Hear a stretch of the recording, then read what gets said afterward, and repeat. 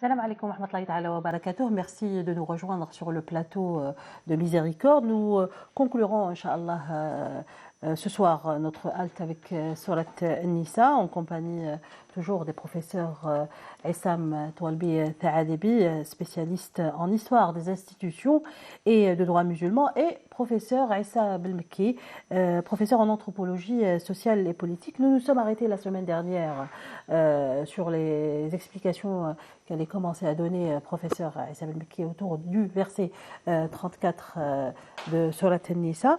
Donc,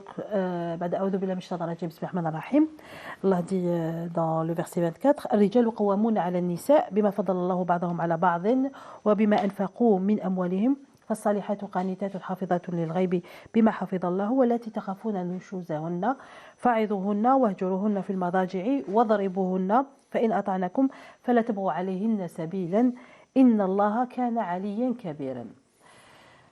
Alors vous avez dit que ce verset était plein de justice, d'équité et de miséricorde. C'est ce que vous disiez la semaine dernière. Expliquez-nous. Ces trois versets, qui se suivent d'ailleurs, ont posé ce que les commentateurs appellent Ahkam al-Usra. C'est Ahkam al-Usra en tant que communauté restreinte où il y a le comportement a son importance, les échanges ont leur importance, etc.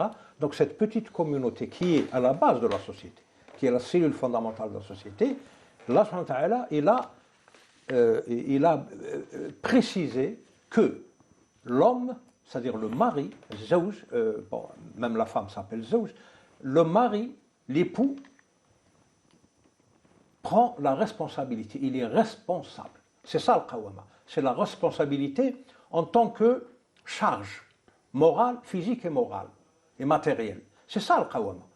Donc Allah il a conçu l'homme, l'être masculin, pour être capable, en général évidemment, parce qu'il y a toujours des exceptions à la règle, pour être capable de supporter cette responsabilité et cette charge matérielle et morale. Et c'est pour ça que la dernière fois, je vous ai cité l'exemple de la cellule familiale japonaise, où tout le monde dans la cellule familiale respecte le père pour la responsabilité qu'il prend. Donc, alors, là, il a cité, au cas où dans le cas où la femme devient nesh, c'est-à-dire désobéissant. Oui, désobéissant. C'est traduit oui, désobéissant. Désobéissante dans le sens où elle refuse cette discipline à l'intérieur de la famille. Elle la refuse. Là, il y a une série de mesures. Et on tombe sur le mot wadribuhunna. Là, pour comprendre ce mot... Est-ce qu'on peut comprendre que la femme nashid, c'est celle, parce que c'est précédé par فَصَالِحَةٌ قَانِتَةٌ حَافِظَةٌ لِلْغَيْبِ. Donc le nashid, c'est celle qui n'est pas... التي لا تحفظ الغيب ولا تقنط. Elle est rebelle. Ses obligations. Parce que même le chose, on a tendance à l'utiliser à tort et à travers. Uniquement pour les femmes. Or, alors qu'il est utilisé si une femme craint que son mari exprime du nushuz, le nushuz, c'est celui qui ne remplit pas ses obligations. Ça a même une connotation de trahison. De ne pas garder les secrets. Donc c'est une rébellion. C'est qui salihat? Hafidhatun lil-ghayb. Wallati takhafuna. Elle ne divulgue pas les secrets. Donc si c'est ça le nushuz. Oui, oui. Alors le nushuz, donc c'est une rébellion, une désobéissance basée sur une rébellion et comment dire, un refus d'un système behavioriste, c'est-à-dire comportemental, sur lequel est basée la famille. La famille qui n'a pas un responsable, qui n'a pas quelqu'un qui prenne la barre, etc., c'est une famille qui finit mal, c'est connu. Il y a plein d'exemples de ce cas dans la vie. Mais là, les détracteurs du Coran et de l'islam s'accrochent à des mots, comme par exemple wadribuhunna. Alors, moi en tant que musulman, supposons que mon niveau en langue arabe soit très faible, que je ne comprenne pas le sens herméneutique des versets, etc. D'accord, ça peut arriver. Mais j'ai une façon de trancher les choses. Le prophète, alayhi salatu wassalam, qui a été décrit par son épouse Aïcha, comme un Coran qui marche sur deux pieds. Qur'anun yamshi. Le prophète, alayhi salatu wassalam, est-ce qu'il a frappé une fois l'une de ses épouses? Jamais. Donc là, on ne peut pas non plus imaginer le prophète en train de désobéir à Dieu en ne frappant pas ses femmes. Donc là, frapper, ça veut dire autre chose. Mais il y a un hadith du prophète où il parle de frapper une femme, où il dit qu'il ne faut pas toucher son visage, ne pas laisser de traces. Oui, mais là, dans ce verset. Donc, dans ce verset particulier. Si on se réfère aussi au hadith, donc. Oui. Dans ce verset, là il s'agit de Coran. Le hadith, là, il s'agit de Kalam Allah. Le hadith, ça mais vient tous, après. Mais la majorité des exégètes parlent de frapper. Dans cette station qui est consacrée à la justice et au fondement de la famille, tout le monde peut remarquer que le prophète, alayhi salatu wassalam, qui ne peut en aucun cas désobéir à Dieu, n'a jamais frappé une de ses femmes. Oui. Il a même dit ما يضربهن إلا سفيه ما يكرمهن إلا كريم ما يهينهن إلا لئيم إهانة. Donc واحد لازم يعود لئيم باش يهين مرأة. À plus forte raison son épouse, le pivot central de son foyer. Donc pour comprendre le Coran al-Karim, il faut considérer Sunna, la conduite du prophète alayhi salatu wassalam.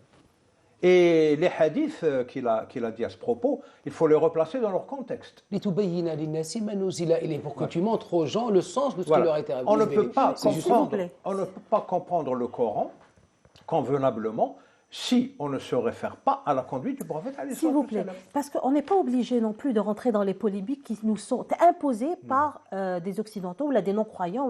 Les musulmans ont une caractéristique, le musulman ou le mu'min et les mu'minoun. Ils ont une caractéristique.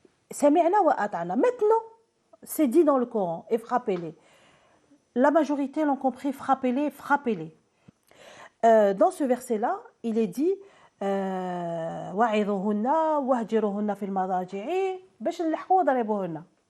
n'est pas dans cette réalité-là. On est dans ce qui se passe avec les musulmans, c'est adrab. Mais et puis c'est tout. Tu t'énerves, il s'énerve avec son épouse parce qu'il y a quelque chose qui ne lui plaît pas. Oui, mais adrab, dans ce verset, c'est pour confirmer l'autorité dont on a parlé au début. C'est mezej. C'est pour confirmer. Et puis il y a aussi le fait c'est une façon de punir la femme, mais pas physiquement. Idrab al-kalam, par exemple. Idrab ala ta'amha. Je ne mange pas de tes mains, je ne te parle pas. Ça, c'est une explication. Oui, c'est-à-dire aborder un peu dans le sens du professeur Belmaki. Je finis. J'en ai pas pour longtemps. Ce problème, vous avez très bien fait de parler de polémique, il vient de l'Occident. Parce que dans la réalité, dans le monde musulman... Excusez-moi, je vais vous interrompre. Les statistiques, en tout cas, démontrent que la violence dans les sociétés occidentales est largement supérieure. Mais ça n'a aucun... Il y a une femme par jour qui décède. Largement supérieure à la violence conjugale dans les pays musulmans, qui n'est pas la même du tout. Eux, c'est l'Occident, c'est la norme, ils ont le droit de le faire, mais les musulmans, non. Donc il y a une volonté de déconstruction. Parce qu'il y a le label religion, c'est ça. Oui. Non, c'est une volonté de déconstruction. Par exemple, la dernière fois, je lisais, du point de vue linguistique, que le Coran, il y a des mots, kalimat ajamiyya dans le Coran. Dinar, dirham, zukhruf. Qaswara, lion. Zukhruf, même le nom de sorte zukhruf, ça vient du grec. Bon, posez-vous la question. Et le grec, ça lui est venu d'où? Toute la civilisation grecque a consommé la connaissance de l'Orient. Donc, dinar, dirham, zukhruf, qaswara, n'importe quoi, ça vient de l'arabe. ça a transité par le grec et ça revient à l'arabe. Coran arabi, il ne peut pas y avoir de terme ajami sur Coran arabi. Mais les déconstructeurs, ça leur vient jamais à l'idée que des mots qui existent dans leur langue peuvent très bien avoir comme origine l'arabe. Ça ne leur vient pas à l'idée. L'arabe ne peut pas être l'origine de leur langue supérieure, etc. C'est ça le problème. Les déconstructions, c'est ça. Et ils ont même un mythe, le mythe de Procruste. C'est un brigand de grand chemin. Vous savez, c'est des mythes fondateurs. L'Occident a été fondé sur des mythes fondateurs. Le mythe de ce brigand de grand chemin, qu'est-ce qu'il fait? Il kidnappait les gens, il les amenait chez lui, il leur offrait un bon gueuleton, un bon dîner, et puis au moment de dormir, il regarde si le corps de l'invité est plus long que le lit, il lui tranche les pieds pour le ramener à la mesure de son lit, et s'il est trop court, il l'écartèle, il l'étire pour qu'il devienne à la mesure du lit. C'est-à-dire que ce mythe, qu'est-ce qu'il veut dire? Il veut dire que l'Occident impose ses normes. J'ai un lit, vous devez avoir sa taille, sinon soit je vous coupe les jambes, soit je vous étire. C'est ça. Alors il faut être conscient de cette volonté de construction de l'Occident vis-à-vis de l'islam, parce que l'islam les dérange. Alors ils vont chercher des trucs comme ça. J'ai même lu quelque part que Elif Lam Mim vient de Elohim, de l'hébreu Elohim. D'accord. Et les autres formules? Elif Lam Mim Sad, Hamim Ayn Sin Qaf. C'est de la déconstruction, c'est clair. Mais il faut s'en tenir à nos textes fondateurs et essayer de comprendre. Et la meilleure façon de comprendre le Coran al-Karim, c'est de voir, de regarder le prophète. La conduite du prophèt. La conduite du prophète. Bien sûr. J'aimerais aussi que lorsqu'on parle de nos sourates, qu'on essaye de les comprendre, qu'on ait nos réflexions, j'aimerais qu'on s'adresse aux musulmans essentiellement et qu'on ne soit pas dans une certaine position défensive sur la défensive. Voilà. Donc, si on devait s'adresser aux hommes, parce que c'est vrai que dans ce verset, on ne voit que wadribuhun. On ne voit pas la fin du verset lorsque Allah, et là je suppose qu'il est en train de s'adresser à l'homme, quand il dit Inna Allaha kana aliyan kabira. Lorsque toi, homme, je suppose, lorsque toi, homme, tu vas élever ta main sur cette femme, est-ce que tu as songé à lorsqu'Allah dit Inna Allaha kana aliyan kabira? Toi qui te crois supérieur à cette femme et plus grand que cette femme, au-dessus de toi, il y a Allah qui est Ali, alik, et qui est Kabir alik. Donc est-ce que cet homme-là qui... Justement, le Cheikh Abdelrahman Ta'alibi, Sahib Jawahir al-Hisan fi tafsir al-Qur'an, les joyaux éclatants dans l'exégèse du Coran, qui est une référence dans le tafsir, lorsqu'il fait l'exégèse de cette ayah, Inna Allaha kana aliyan kabira, il dit, Dieu a choisi ces deux attributs, la hauteur, Ali, et la grandeur. Et là, il cite ensuite pourquoi? Il cite un hadith du prophète, le prophète qui était de passage, et il trouve Salih Uslema, un des compagnons qui allait frapper un jeune enfant qui travaillait pour lui. Et il lui dit, qu'est-ce que tu fais? Et justement, il lui cite Yadullahi fawqa kulli yad. Il lui cite Bilillah kama anta qadiun alayhi wa qadiun alayka. Comme tu peux lui faire, il peut te faire. Ça veut dire, et Cheikh Abdelrahman Ta'alibi en disant Yadullahi fawqa kulli yad. C'est-à-dire que celui qui veut traiter ainsi son épouse, qu'il sache que la main de Dieu est au-dessus de toute main. Mais le problème le problème encore une fois de compréhension. On ne dit pas hasha lillah qu'il y a un problème dans tel ou tel verset, c'est un problème de compréhension. C'est au niveau de l'exégèse ou du fahm qu'on puisse avoir, du fiqh. Le fiqh, c'est le fahm, c'est la compréhension. Oui, même de l'épistémologie. C'est justement Surat an-Nisa, on l'a dit plusieurs fois. Surat an-Nisa, son axe, elle gravite autour de la rahma. Et même, il y a un hadith où Sidna Rasulullah pose à Ibn Abbas, il lui dit récite-moi le Coran. Et il lui dit comment je vais te le réciter alors qu'il t'a été révélé. Il lui dit non, j'aime bien l'écouter de la part de quelqu'un d'autre qui le récite. Il se met à réciter. Justement, il récite une partie de Surat an-Nisa. Il arrive jusqu'au ayah 41. Il se retourne, il trouve les yeux de Sidna Rasulullah pleins de larmes. Il lui dit Hasbouka, pour dire toute l'intensité, ce que le prophète a dû ressentir en écoutant ces versets, c'était quelque chose d'extraordinaire. C'est toute la manifestation de la bonté, de la rahma, dans sa forme la plus brute, dans ces 41 versets que le prophète a écouté. Justement, ça a été sa réaction. Il n'a rien dit, mais ses yeux ont témoigné de tout ce qu'on pouvait ressentir.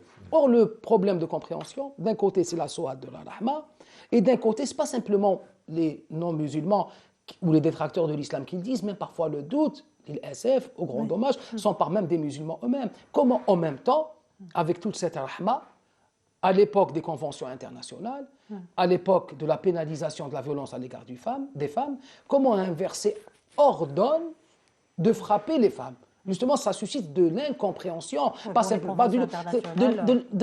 non, mais c'est l'époque, on est au XXIe siècle. Oui. Je ne dis pas d'un point de vue positif ou négatif. Je parle, c'est le monde médiatique. On est dans ce monde du XXIe siècle.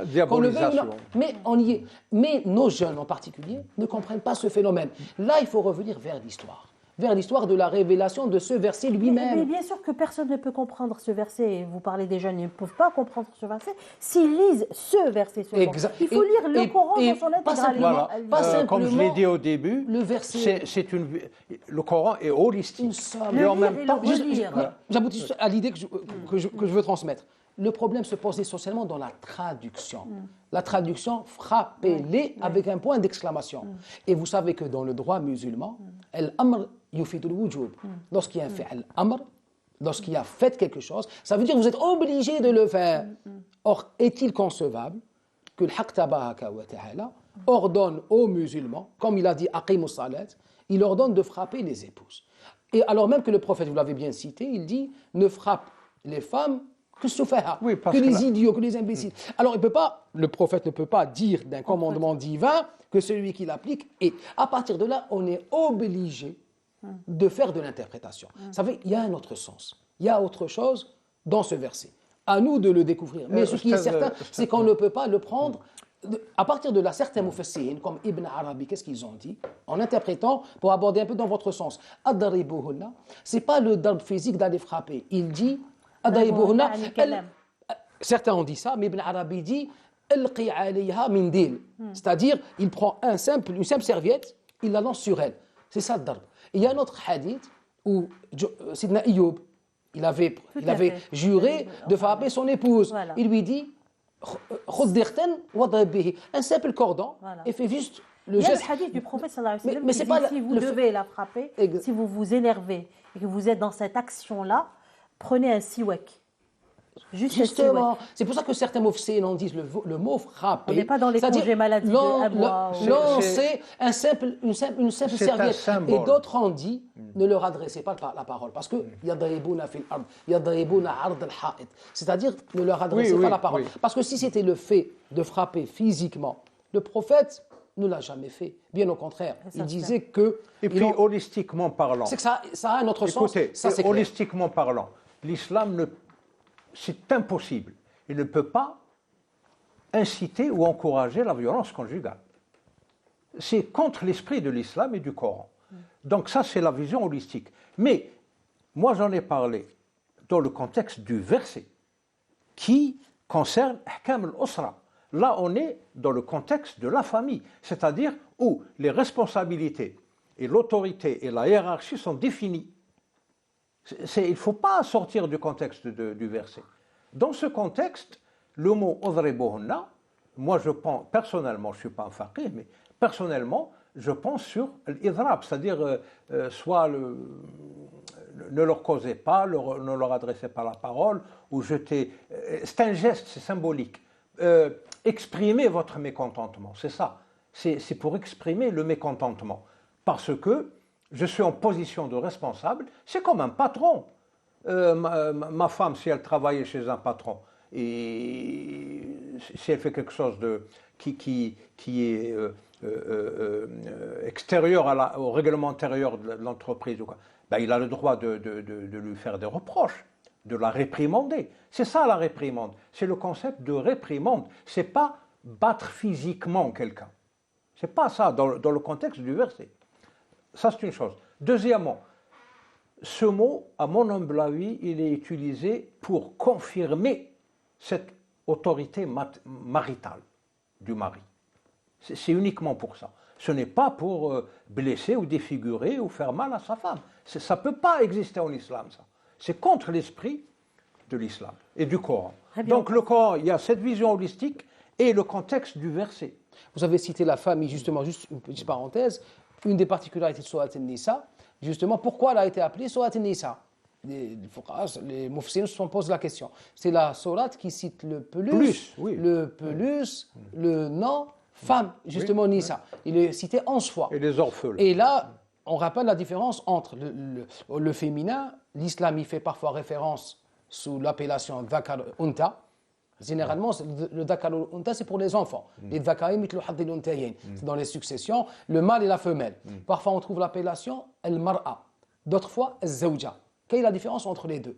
Par exemple, Imra'atul Aziz, Imra'atul Fir'aun. On dit que généralement, lorsque le Coran utilise le terme Imra'a, c'est lorsqu'il y a un problème dans les rapports conjugaux. Ça ne se passe pas bien. Zakaria, qui ne pouvait pas avoir d'enfant, il dit Imra'a, quand elle n'avait pas d'enfant. Quand elle a eu avec Sidna Zakaria Yahya, c'est-à-dire qu'il n'y avait plus d'empêchement, plus de problèmes dans la famille, Aslahna lahu zawjahu. Elle est devenue le mot zawja. Le zawja, c'est généralement la complémentarité. Le conjoint. Imra'atul Aziz, qui avait été prise de Sidna Youssef, elle n'aimait pas son mari, l'Aziz. Il n'a pas dit zawjatuhu. Il a dit Imra'atul Aziz.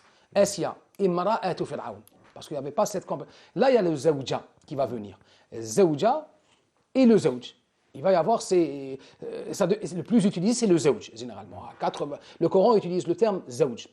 Dans le hadith, il y a quelques hadiths qui utilisent le terme zawja, comme ad-dunya, min khayr ad-dunya, zawjatun saliha. Mais c'est assez rare. La plupart des cas, c'est le zawj, c'est le azwaj. Et le Surat An-Nisa, justement, s'articule autour de cette femme, de la femme, du féminin.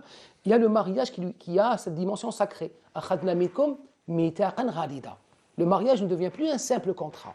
Ça devient justement un pacte sacré. C'est cette sacralisation, non pas comme dans le droit canon, comme un pacte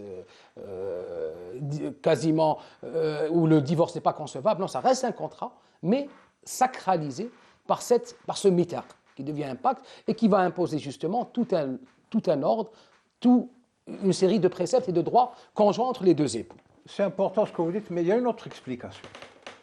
Les trois termes utilisés pour parler du conjoint. Conjoint, c'est un variable. Zawj, c'est un variable, comme conjoint. Zawja, c'est khata' sha'i', c'est-à-dire on l'a introduit, on l'utilise, donc ça passe dans l'usage. C'est dans l'usage. Disons que dans l'usage, on ne dit pas khata parce que le prophète l'a utilisé, disons dans l'usage. Oui, c'est dans utilisé, mais assez rarement, très rarement. Allah subhanahu wa ta'ala, il a utilisé pour désigner le conjoint, qu'il soit homme ou femme, zawj, imra'a, ba'al. Oui. Et à chaque fois, il y a une situation entre les deux époux, les deux conjoints. Par exemple, il a utilisé mara'a pour mara'at Fir'aun, mara'at Nuh. Dans le cas de Fir'aun, Asya et Isis Neferet étaient croyantes et lui mécréant. Et dans le cas de Nuh, c'est le contraire. Lui était croyant et elle mécréante. Donc, quand il y a une différence fondamentale au niveau de la foi, il n'y a pas cette union spirituelle. Voilà. Quand il y a justement, cette communion. Quand il n'y a pas de communion spirituelle, Allah utilise le mot imra'a. Quand il y a une communion, disons, totale, il utilise zawj. Et quand il y a une relation, disons, pragmatique, il utilise le mot ba'al. Ba'al. Qui dérive du nom d'une divinité cananéenne, تدعون بعلا. وتذرون الله أحسن الخالقين. Voilà, donc ici, Baal, justement, il met en évidence cette autorité du mari, de l'homme, mais d'une façon jahiliya. Ce n'est pas comme dans le verset de Sourate An-Nisa. De toute façon, la présence massive, entre guillemets, de la femme dans cette Sourate An-Nisa, qui est qui exprime le mieux ce paradigme de miséricorde, ça veut tout dire. Ça veut dire que la femme est un élément fondamental dans la société musulmane, donc dans la civilisation musulmane. Donc, par exemple, prenons, je vous ai fait une petite liste ici de les fondements de la société musulmane. J'ai fait une petite liste, comme ça on ne perd pas le... La société musulmane se fonde sur quoi? Sur la justice sociale. Donc la justice envers les femmes en fait partie. L'équité. Pas de justice sans équité. L'égalité. Si Dieu a exprimé une différence entre l'homme et la femme, c'est une différence, ce n'est pas une inégalité.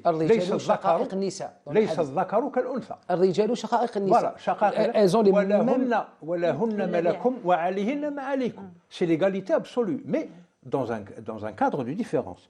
Fraternité, etc. La charité, la bienfaisance et la libéralité. Même intellectuelle, la critique constructive, ça fait partie de la libéralité. En islam, la société musulmane ne se fonde pas sur la déconstruction, sur la critique destructive, sur la subversion, mais la critique constructive, la libéralité. Donc pas de libéralisme et pas de libertinage. C'est ça, il faut dégager les idées. Et justement, les sahabis avaient bien souvent cette habitude. Lorsqu'ils viennent voir le prophète, les hommes vous ont pris totalement, il leur a réservé la journée du lundi. Bien souvent, les sahabis avaient cette dimension. Finalement, cette société musulmane, qui se fonde sur tous ces critères qui sont concrets, elle va être mue, elle va être mouvementée par deux niveaux de citoyenneté. Une citoyenneté matérielle et une citoyenneté immatérielle. La citoyenneté matérielle, Dieu a insisté dans cette sourate et dans d'autres sourates, c'est la gestion de l'argent, l'économie, la gestion de l'écosystème, l'environnement, etc. Ça, c'est un citoyen dans une société musulmane, c'est quelqu'un qui gère, c'est ça l'istikhlaf dans son sens global, qui gère bien ses biens et son environnement. La citoyenneté immatérielle, donc intellectuelle, c'est le fait que les textes fondateurs de l'islam, le premier verset qui a été révélé dans le Coran, c'est « Iqra bismi rabbik ». Donc, interdiction de l'ignorance et prescription de l'acquisition de la connaissance. Et ça, Dieu n'a pas limité ça ou résumé ça aux hommes, c'est-à-dire aux citoyens de sexe masculin. Même les femmes doivent s'inscrire, doivent acquérir la connaissance et combattre l'ignorance. Donc, même les deux sexes doivent, l'islam les encourage à critiquer, par exemple, plusieurs fois, les femmes ont critiqué ouvertement et publiquement des hadiths. Pourquoi, ya Rasulallah, les femmes ont dit ceci et cela? Eh bien, il leur explique. Par exemple, une femme lui a demandé pourquoi la femme n'est pas polyandre. La polyandrie, c'est-à-dire pourquoi la femme ne peut pas épouser quatre hommes, comme l'homme peut épouser 4 femmes. Ça, c'est évidemment abstraction faite des conditions, tout ce qu'on a dit la dernière fois et tout à l'heure. Eh bien, il lui a répondu. Cet esprit critique, constructif, est une caractéristique de la société musulmane. Alors, ce qui est interdit dans la société musulmane, Madame Yassef l'a cité, c'est le négationnisme pur et dur et le nihilisme, c'est-à-dire le rejet comme ça, gratuit, pur et simple. Et c'est sur ce rejet que reposent les tentatives de déconstruction occidentale. Et là, à charge pour nous de ne pas être timorés sur cette position défensive, mais d'essayer plutôt de comprendre notre religion. Et tout ça pour dire que l'islam, pourquoi Allah a-t-il révélé cette religion à l'humanité? Cette religion, entre nous soit dit, a commencé avec Adam alayhi salam. Elle n'est pas vieille de 14 siècles. Tous les prophètes آمن الرسول بما أنزل إليه من ربه والمؤمنون كل آمن بالله وملائكته وكتبه ورسله. C'est la religion de la nature primordiale. Voilà, c'est la religion de la fitra, universelle, etc. Pourquoi? Parce que, la dernière fois, on a discuté du sens du mot civilisation. Pour moi, par exemple, il n'y a pas de civilisation musulmane. Parce qu'il n'y a pas de civilisation chrétienne, il n'y a pas de civilisation juive. Pourquoi y aurait-il une civilisation musulmane? Alors, pourquoi on a dit tout ça? Parce que la société, les individus, c'est pour utiliser un terme moderne pour que les gens comprennent, c'est du hardware. Dans un système informatique, c'est le hardware. Mais l'islam, c'est le software. C'est le système d'exploitation, les logiciels, les drivers, etc. C'est ça l'islam. L'islam, c'est le software et la civilisation, c'est le hardware. Si on fait une coupure entre ces deux, on arrive à l'analyse de Arnold Toynbee qui donne une vie limitée à une civilisation, 2000 ans. Il y a un départ, un palier et une chute. 2000 ans. Même Ibn Khaldoun fait à peu près la même chose. Arnold Toynbee, le fondateur de la sociologie. Arnold Toynbee l'a dit lui-même. Il reconnaît être l'élève, le disciple d'Ibn Khaldoun. Et c'est une prolongation de l'école khaldounienne. Donc, pourquoi la civilisation musulmane a-t-elle échoué après 8 siècles? Elle n'a pas fait ses 2000 ans. La civilisation moghoule aux Indes, elle n'a pas fait ses 2000 ans. Les deux civilisations n'ont fait que 8 siècles. Oui. Pourquoi? Parce que les gestionnaires de cette civilisation ont commis des erreurs. Ils ont commis des erreurs. Dans la civilisation arabo-musulmane de l'Andalous, c'est un problème de pouvoir, de gouvernance, et dans la civilisation indo-musulmane des Moghouls, c'est le colonialisme britannique qui a brisé le... Vous me donnez la perche justement pour aller vers un autre volet de Surat Nisa qui est celui du combat. Celui du combat. Alors, dans Surat Nisa, on parle là de l'obligation qu'il est une force protectrice, régalienne, comme vous dites, qui doit protéger les plus pauvres. Donc, Allah subhanahu wa ta'ala dit dans le verset 75 وَمَا لَكُمْ لَا تُقَاتِلُونَ فِي سَبِيلِ اللَّهِ وَالْمُسْتَضْعَفِينَ excusez-moi, je mets mes lunettes. والمستضعفين من الرجال والنساء والولدان الذين يقولون ربنا أخرجنا من هذه القرية الظالم أهلها واجعل لنا من لدنك وليا واجعل لنا من لدنك نصيرا. Donc il est nécessaire en fait qu'il y ait le combat, il est nécessaire. القتال لضمان حقوق المستضعفين. Justement, pourquoi justement ce qital a été cité au cœur de la sourate, qui est la sourate de la Rahma, qui est la sourate le combat qui n'est pas l'agression, attention. Justement, qui n'est pas l'agression. D'une part, qui n'est pas l'agression. Et là, pour faire un peu la jonction entre votre question et ce par quoi avec le professeur Benbeki, qui est la régression de la civilisation musulmane. Et pour introduire un peu un géant de l'histoire algérienne, qui est en même temps un philosophe, un chef de guerre et en même temps un précurseur du droit international humanitaire qu'on appelle le droit de la guerre, l'Imam Abdelkader. Dans ses mawaqif, il se pose la question, pourquoi avons-nous régressé? Pourquoi le monde musulman, après son apogée, il se retrouve justement, là on se retrouve en proie au colonialisme, en retard par rapport au monde occidental? Pourquoi? Là il dit au début de l'islam, les musulmans étaient accrochés à leur religion. Les musulmans avaient une forte spiritualité. Le Seigneur, al-Haq tabaraka wa ta'ala, se manifestait à eux par un nom, al-Mu'izz, celui qui donne la force, celui qui donne la gloire. Mais lorsqu'ils se sont écartés, ibta'adu, des enseignements de la religion, il s'est manifesté à eux par un autre nom, qui est le Mudhil. À partir de là, la civilisation musulmane s'est retrouvée parce qu'elle a troqué ce qui est éternel par ce qui est périssable. À partir de là, ils se sont retrouvés, et là, ça restera comme ça jusqu'au jour dernier, à moins qu'il n'y ait un redressement, un retour vers l'origine, vers les sources. Et on trouve à peu près la même idée chez Omar ibn Khattab, qui disait nous étions une nation d'illettrés, Dieu nous a élevés par l'islam. Si on s'en éloigne, forcément, on va revenir comme on était. Et c'est justement ce qui est arrivé un peu au monde musulman, pour ne pas dire beaucoup, on s'est éloigné de l'essence, pas de la religion même, mais de l'essence, qui est cette rahma, qui est l'essence de la religion. Vous avez dit la dernière fois si bien, on lit les versets, mais en même temps, on les applique de manière littérale sans revenir vers l'essence du verset. Chaque verset, Bismillah ar-Rahman ar-Rahim, est lié, justement, et qui est lié à cette rahma. Or, cette rahma, qui est au cœur de Surat An-Nisa, transcende également le traitement, tous les aspects juridiques du droit musulman. Et également un volet très important, qui est celui du droit de la guerre. Aujourd'hui, dans le système du droit positif de manière générale, il y a toute une branche du droit, dans le droit international, qu'on appelle le droit international humanitaire, qui est le droit de la guerre. La guerre est un fléau, la guerre est un mal, mais en même temps, elle existe. Et quand ce mal existe, il faut qu'il y ait des règles, ce qu'on appelle le droit humanitaire. Et pour le droit humanitaire, justement, l'islam a été précurseur.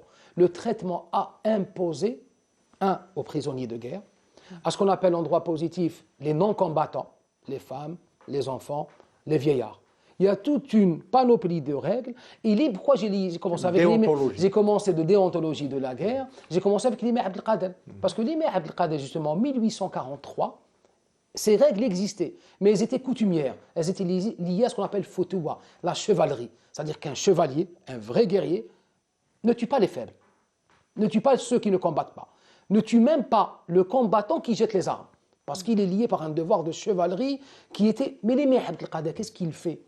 Il a été le premier, en 1843, à rédiger ces règles dans un pacte qu'il a appelé Mithaq Hifd Dahaya al-Harb wa Huquq al-Isra, la charte de préservation des droits des victimes de la guerre et des prisonniers de guerre.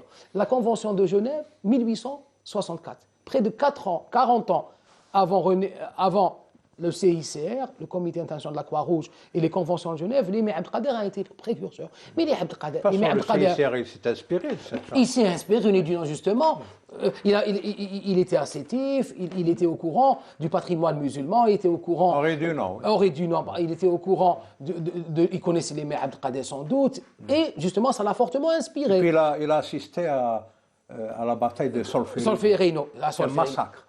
Un massacre de Solferino. C'est inhumain. Et ça l'a justement inspiré pour que la guerre ait des règles. Or, l'imam Abdelkader n'est pas venu ex nihilo.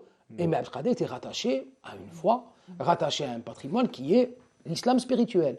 Et cet islam, justement, pour le droit musulman, par rapport à ces différentes branches, la famille, le pénal, le civil, a une branche qui est le droit de la guerre.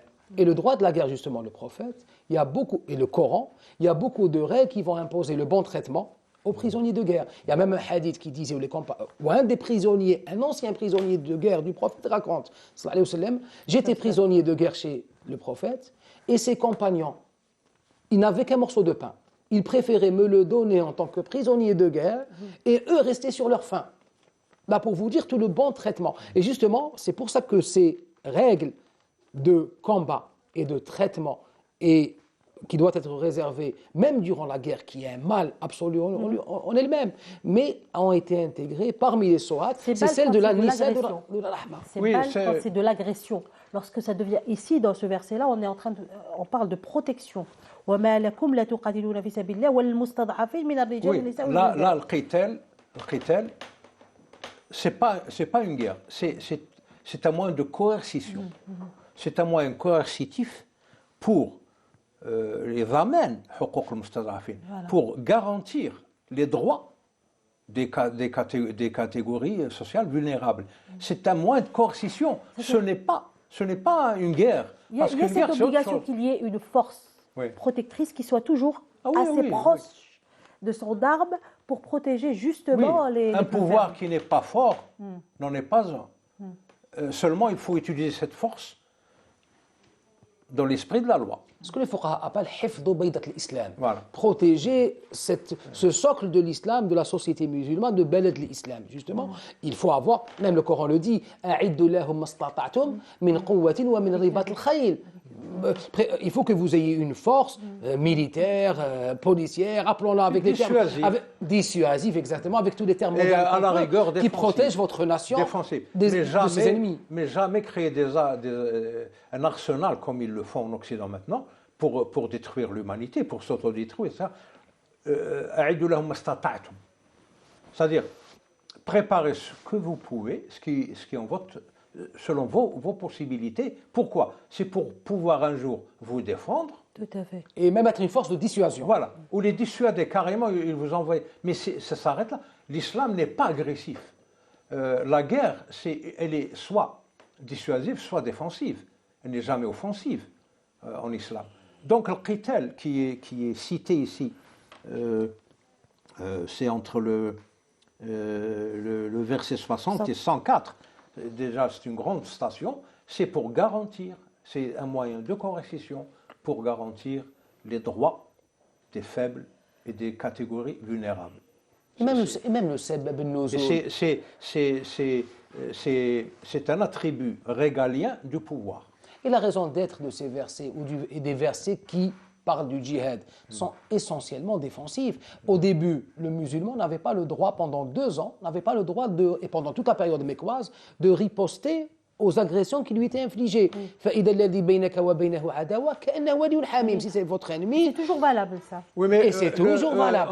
Son essence reste toujours. Mais il avait une disposition juridique en plus, c'est-à-dire qu'on n'avait pas le droit de se défendre. Les musulmans ont patienté après la hijra et la première année avant la bataille de Badr pour que le verset soit révélé. Il commence par quoi le verset?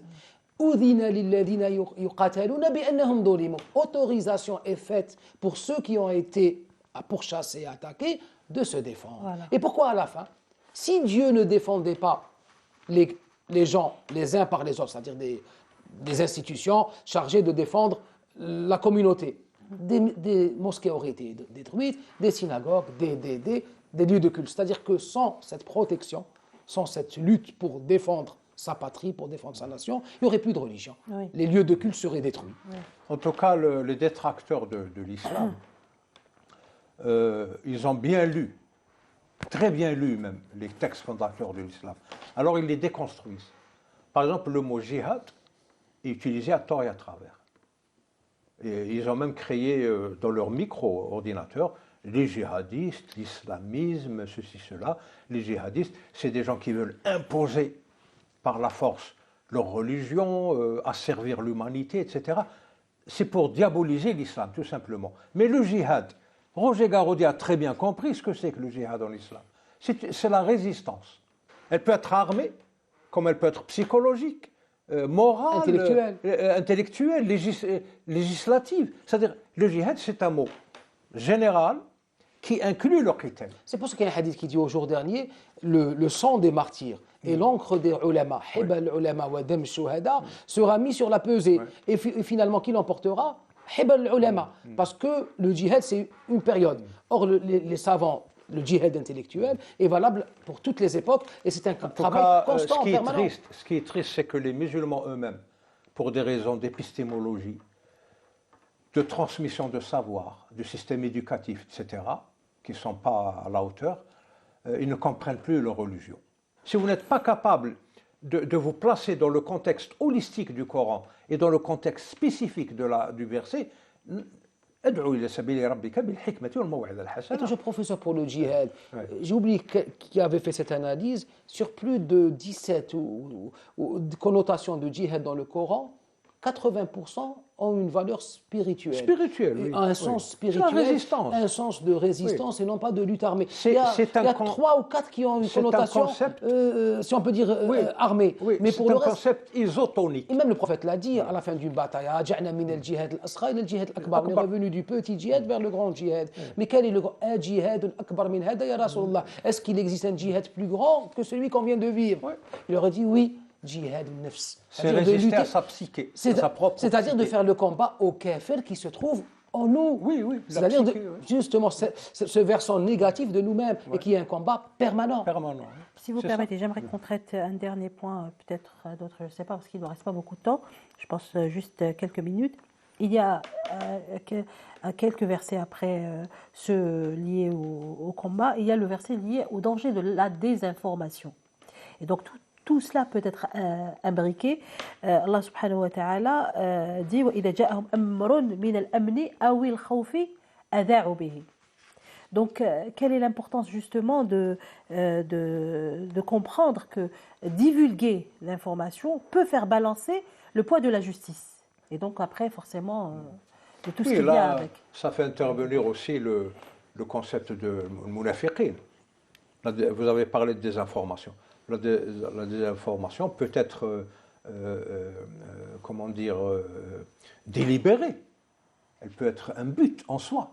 Oui. Et ça, c'est le métier des munafiqin. Et les versets, surtout dans cette station, la 5e, qui parle de Qital justement, le texte coranique parle beaucoup des munafiqin. Oui, parce que c'est lors du combat que se révèlent les munafiqin. Il y a le terme de guerre psychologique. Oui, La guerre psychologique, oui, justement, c'est une c'est forme de guerre, essentiellement oui. de la désinformation. Même, il y a d'autres versets, même dans d'autres sourates. Lors d'une bataille, il y a ceux qui font de la désinformation qui veulent dire que le prophète a été tué. Le prophète est mort. Ouais. Justement, pour que les musulmans fassent marche arrière. Oui. C'est là où le verset a été révélé. Mais Muhammadun ila rasoul. S'il a été tué, vous abandonnerez tout. Non. Ça veut dire que la désinformation a toujours existé. Et même le prophète en a été victime. Avec Sayyida Aïcha, Hadithat al-Ifk. Oui. C'est Aïcha qui a été accusée elle-même de la pire accusation qui soit. Dans la demeure du prophète, pour vous dire que la désinformation, le prophète a toujours évolué, sallallahu alayhi wa sallam, et c'est ce qui rendait essentiellement sa tâche difficile, par entourer, et en même temps, certains de ses compagnons lui disaient, et Omar essentiellement, autorise-nous à les tuer. Le prophète savait qu'il faisait de la désinformation. Mais en même temps, Rahma al-Muhammadiyya, comment il le répond? Je ne veux pas qu'on dise que Mohammed tue ses compagnons. Si on voulait dire ça, exprimer le hadith par un langage moderne, on ne veut pas qu'on dise Mohammed tue ses citoyens. Voilà, parce qu'ils étaient citoyens, bien qu'on les appelle munafiqin, mais ils faisaient partie de ce pacte de Médine, Medina, qui étaient des citoyens à part entière. Et le prophète leur a laissé la liberté d'expression. On dira ça. Et on aurait dit ça, exactement. Et on est en train de le dire d'ailleurs. Ouais. Parce que là, vous avez parce que c'est ce qui se passe. Mis le doigt sur quelque chose d'important. Un citoyen, malgré le fait que la société où il vit lui donne la liberté de choix, la liberté de penser, la liberté de s'exprimer, mais il ne faut pas que ça soit contre sa société. Il est libre, c'est la libéralité, mais il y a des limites. Il ne faut pas que ça devienne, par exemple, le Qadit al-Ifk, pour moi c'est un complot, une conspiration carrément. C'est pas de la désinformation. Et ça a été la raison pour qu'il y ait une disposition pénale qui pénalise justement l'atteinte à l'honneur. Une conspiration, donc avec des buts tactiques et stratégiques. Parce que la désinformation, à côté d'une conspiration ou d'un complot, c'est mignon, hein, c'est innocent. Mais là, le Qadit al-Ifk, c'est grave. Parce qu'il s'agissait de l'épouse préférée du prophète, alayhi salatu wassalam. Ils n'ont respecté ni la dame, ni le prophète. C'est un complot, une conspiration, l'ifk. Et ça prouve que une société n'est jamais à l'abri de ce genre d'action. Et le seul moyen de s'en sortir, pour qu'elle devienne pérenne, c'est de respecter ses fondements et respecter ses textes fondateurs. Et en même temps, même avec ces dispositions législatives, légales, relatives au qadf, comme par exemple le hadith al-ifk, la rahma muhammadiyya reste toujours présente. Ce même Abdullah ibn Sulloul, qui avait accusé l'épouse du prophète, au moment de décéder, il demande une chose, dites à Mohammed qu'il me donne sa ibaya. Je veux y être enterré. Il aurait pu lui dire à Rasulullah, Sidna Rasulullah, il lui a donné pour voir le rahma al-Muhammadiyya et le pardon Muhammadiyya qui n'a pas de limite. Voilà, on n'a pas eu le temps de parler de l'héritage plus en détail.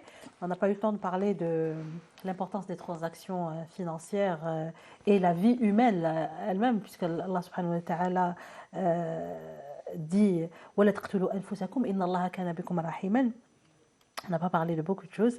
Je ne sais pas si on va quand même rajouter un numéro autour de Surat An-Nisa.